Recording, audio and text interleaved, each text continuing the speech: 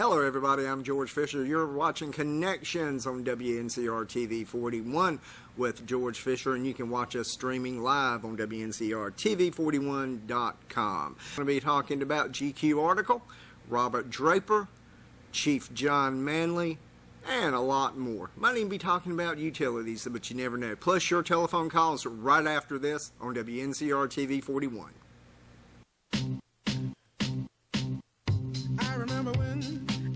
I remember when I lost my mind. There was something so pleasant about that place. Even your emotions have an echo in so much space. And when you're out there without care. On my blog, whothehellisgeorge.com, that's where I post all the information. I talk about the show and give you a lot more information and a lot more links on top of that.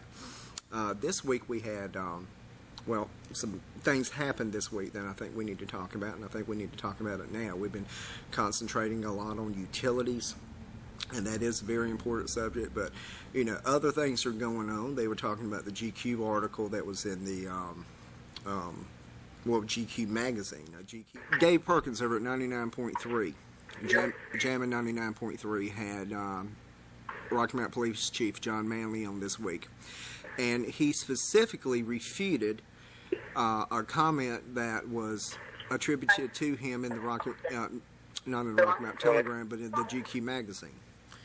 And basically, the article states that Chief Manley said that why should we care about your missing loved ones if you don't care?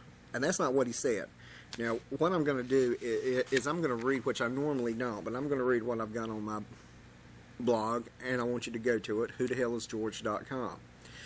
Read below and you will understand that Chief Manley is not only caring and concerned with this and all investigations, but that he is a dedicated law enforcement officer with over 30 years of experience. Robert Draper, on the other hand, had a vested interest in having this article slanted a certain way. Jon Stewart interviewed Draper on The Daily Show back in 2007 regarding Draper's book, Dead Certain. It's a book about George W. Bush. Stewart said, you either disarmed, talking about Bush, you either disarmed him or he just didn't think you were writing it down. Now, here's my point to all that.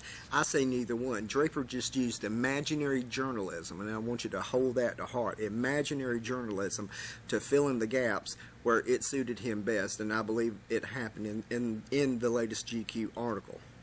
And I go on. Now, what I do is I go on the quote, Rocky Mount Police Chief John Manley responded to the June article in GQ magazine by Robert Draper. Recently this week, Chief Manley was on the 99.3 show with Dave Perkins to refute erroneous and misquoted statements that appeared in the article Lost Girls of Rocky Mount. Here is Chief Manley's statement. And the statement is, the purpose of this statement is to provide clarity to comments that were attributed to me and printed in GQ magazine by reporter Robert Draper. Also, I am providing this statement due to the fact that these comments were later reprinted by Barry Saunders in the News and Observer, along with his additional editorial. I'm a 30-year law enforcement veteran who's always cared about mankind, and throughout the investigations that were led by the Edgecombe County Sheriff's Office and the North Carolina State Bureau of Investigation. Keep in mind that in Rocky Mount, this is nothing but a missing person case.